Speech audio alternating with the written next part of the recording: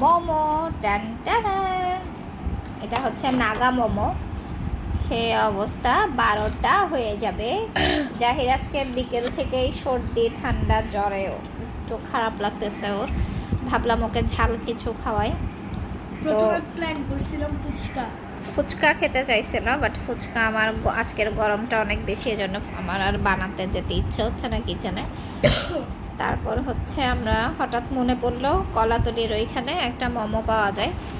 ওরা হচ্ছে একটা ভ্রাম্যমান গাড়িতেই মোমোটা তৈরি করে, momo and juice bar maybe.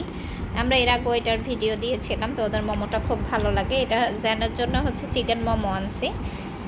আমি কি বুঝি নাই। আমি একটু নাগা মোমো ট্রাই না বাবা, অনেক ঝাল, অনেক ঝাল। নাগা মোমো ট্রাই করতেছে। খা, এটা পুরাটা শেষ করতে হবে, নিছিস তুই? আমি মানা করছিলাম, খা খা খা না বলছিলাম। কই যা, কি অবস্থা জাহে?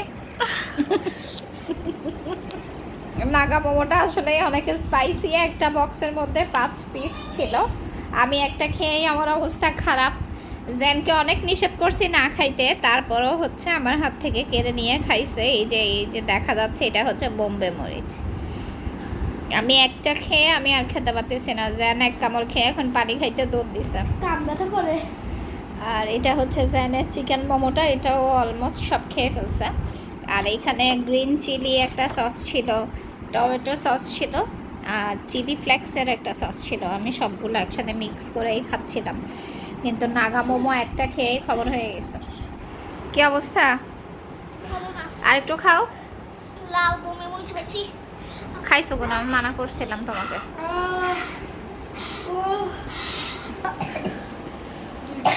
দুইটা আরেকটা রটাই। তাও এটা ভালো হবে তোমার, ঝাল খেলে এখন ভালো হবে। একটু ভালো তো চাই না আমি।